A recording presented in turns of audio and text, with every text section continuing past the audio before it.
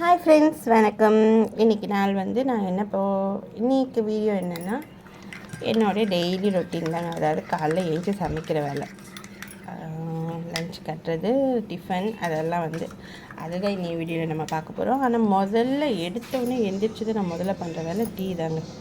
Tea குடிச்சிட்டு தான் மற்ற வேலையை நாங்கள் ஸ்டார்ட் பண்ணுவோம். அதுக்கப்புறம் இன்றைக்கி என்ன டிஃபன் செய்ய போகிறேன்னா பொங்கல் செய்ய போகிறேன். அதுக்காக பச்சரிசியும் பச்சை பருப்பும் முதல்ல ஊற வச்சுட்டேன். நல்லா கழுவி ஒரு 3 வாட்டி அலசிட்டு ஊற வச்சுட்டேன். அது குக்கரில் சேர்த்துக்கிறேன். கொஞ்சம் இஞ்சி கட் பண்ணி போட்டுட்டேன். அதுக்கப்புறம் பச்சை பருப்பையும் அதையும் போட்டுட்டு தண்ணியில் உப்பு போட்டுட்டு வேக வச்சுக்க வேண்டியது. அடுத்து இந்த பக்கம் ஃப்ரைட் ரைஸ் செய்ய போகிறேன். அதுக்காக பாஸ்மதி ரைஸ் வடிக்கிறதுக்காக சாதம் வச்சுருக்கேன். அந்த சாதமும் வெந்துடுச்சு. அதை வடிச்சிட்டு ஒரு தட்டில் போட்டு ஆற விட்டுட்டு கொஞ்சம் அப்போ ஒட்டாமல் வரும். பொங்கல் இந்த சமயத்தில் விசில் வந்துடுச்சு. பொங்கலும் ரெடி ஆகிடுச்சு. இது பாருங்கள், பாஸ்மதி ரைஸ் நான் தட்டில் கொட்டி ஆற வைக்கிறேன். ஒரு 5 நிமிஷம் ஆறிடுச்சுன்னா நம்ம போட்டு கிளறும்போது உடையாது, குழஞ்ச மாதிரி இருக்காது, கொஞ்சம் நல்லாயிருக்கும். அதுக்கப்புறம் இப்போ பொங்கல் ரெடி ஆகிடுச்சு இல்லைங்களா, அதனால் பொங்கலுக்கு தாளிக்கிறதுக்காக கடாயை வச்சுட்டு அதில் கொஞ்சமாக நெய், கொஞ்சம் எண்ணெய் சேர்த்துட்டு வழக்கம் போல் தான் பொங்கல் தாளிக்கிற மாதிரி மிளகு, சீரகம், கொஞ்சமாக இஞ்சி பொடியாக நறுக்கி வச்சுருக்கேன். அதுக்கப்புறம் கொத்தமல்லி, கருவேப்பிலை எல்லாத்தையும் போட்டு நல்லா வதக்கிட்டு சின்னதாக ஒரே ஒரு பச்சை மிளகாவும் போட்டிருக்கேன். இதை ஃபஸ்ட் டைம் போடுற பச்சை மிளகா. நிறைய பேர் இந்த பொங்கலில் பச்சை மிளகா போடுறாங்க, நான் போட்டதில்லை. சரி போடுவோன்ட்டு இன்றைக்கி போட்டிருக்கேன். பச்சை மிளகா ஒன்று போட்டதுனால தெரியல. மேபி சேர்க்குறவங்க இருந்தீங்கன்னா சொல்லுங்கள், அது பச்சை மிளகா போட்டால் நல்லா இருக்குமா, போடலைன்னா நல்லா இருக்குமா அப்படின்ட்டு கமெண்ட்டில் கண்டிப்பாக சொல்லுங்கள், நான் பார்க்குறேன்.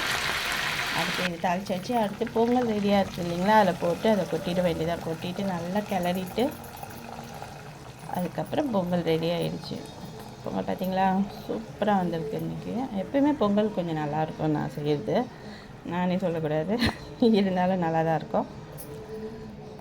நல்லா ரெடி ஆகிடுச்சு பொங்கல். நல்லா வாசனை, நெய் வாசனையும் அந்த மிளகு சீரக வாசனை எனக்கு ரொம்ப பிடிக்குங்க. அந்த ஸ்மெல்லு உங்களுக்கெல்லாம் பிடிக்குமா சொல்லுங்கள். நல்லா ரெடி ஆகிடுச்சு. அடுத்து என்ன பண்ண போகிறேன்னா, ஒரு பக்கம் முட்டையும் ரெடி ஆகிடுச்சு, வேக வச்சு வச்சுட்டேன். இதே அந்த கடாயிலே திருப்பியும் வச்சுட்டு சட்னி அரைச்சி வச்சுட்டேங்க. அது வீடியோ எடுக்க முடியல. அதை இப்போ தாளித்து கொட்ட போகிறேன். கடுகில் எண்ணெய் ஊற்றிட்டு கடுகு போட்டுட்டு கொஞ்சமாக கருவேப்பிலை போட்டு தாளித்து சட்னியில் கொட்டிக்க வேண்டியதான், அவ்வளோதான். மற்றபடி வேறு பெரிய தாளிப்பில் எதுவும் பண்ணல, நார்மல் சட்னி தான். சட்னி அரைச்சி ரெடியாக வச்சுருக்கேன். இப்போ அது அதுலேயே இதை ஊற்றிக்க வேண்டியதான். பாருங்கள், தாளித்து கொட்டி ரெடி பண்ணி வச்சு சட்னி ரெடி ஆகிடுச்சு.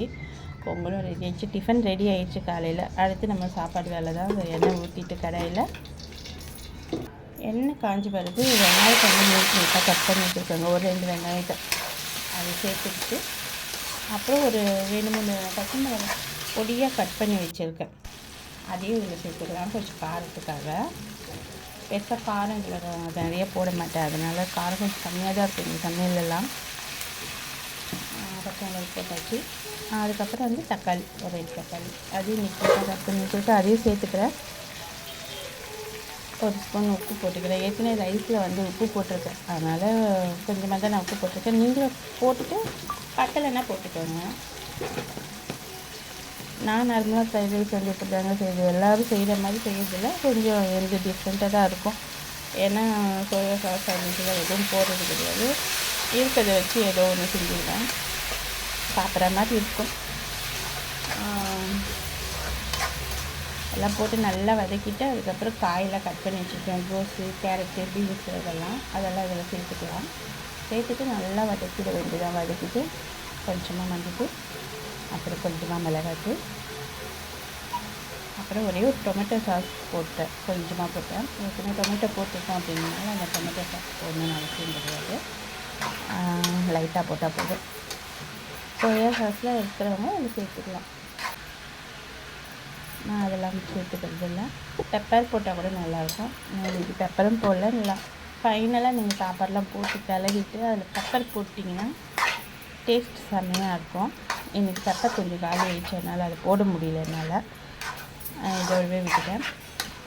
ஹாப்பிமாவோட ஃப்ரைட் ரைஸ் மிக்ஸ் இருக்குது, அது ஒன்று வாங்கி அதுவும் சேர்த்துக்கிட்டேன். அது போட்டாலுமே உங்களுக்கு வந்து அந்த ஃப்ரைட் ரைஸ் ரொம்ப டேஸ்ட்டாக இருக்கும், நல்லாயிருக்கும். அது போட்டிங்கன்னா நான் அதை போட்டுக்கிட்டேன். அதுலேயே 2 ஃப்ளேவர் இருக்குது உங்களுக்கு. அது நீங்கள் எது வேணுமோ பார்த்து யூஸ் பண்ணிக்கலாம், அதாவது ட்ரை பண்ணி பாருங்கள். இப்போ வந்து ரைஸ் நல்லா இதாகிடுச்சு, அதை போட்டுட்டு நல்லா மிக்ஸ் பண்ணிக்க வேண்டியதான். ஏன்னா ரைஸ் உடையாமல் கலக்கணும், அது ஒன்று தான். ஏன்னா நான் பாஸ்மதி ரைஸ் தான் போட்டிருக்கேன், அதனால கொஞ்சம் ஜென்ட்லாக பண்ணிகிட்ருக்கேன். நல்லா கலந்து விட்டுட்டு அதுக்கப்புறம் நான் அந்த ஃப்ரைட் ரைஸ் மிக்ஸ் சொன்னேன் இல்லைங்களா, அதை வந்து கொஞ்சம் போட்டுக்கலாம். அதை போட்டு நம்ம கிளறிட்டோன்னா சாப்பாடு ரெடி ஆயிடுச்சு.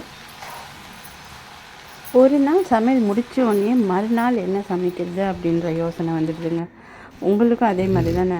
என்னடா சமைக்கிறது, என்ன சமைக்கிறது. அதுக்கப்புறம் அதுக்கு என்ன தொட்டுக்க செய்கிறது, என்ன குழம்பு வைக்கிறது, இதெல்லாம் லேடிஸோட பெரிய பிரச்சனை. கரெக்ட் தானே? நீங்களும் சொல்லுங்கள். அதனால் நாளைக்கு என்ன சமைக்கிறதுன்னு அப்படின்னு நான் யோசிச்சுட்டு நாளை சமையல் நாளை வீடியோவில் போடுறேன். நீங்கள் என்ன இன்றைக்கி சமைச்சிங்க, நாளைக்கு என்ன சமைக்க போகிறீங்க அப்படின்றத மறக்காமல் கண்டிப்பாக கமெண்ட் செக்ஷனில் வந்து சொல்லிட்டு போங்க. அதை வச்சு நான் நாளைக்கு ஏதாவது யூஸ் பண்ண முடியுமான்னு பார்க்குறேன். நன்றி, வணக்கம், பாய். நாளைக்கு சந்திப்போம்.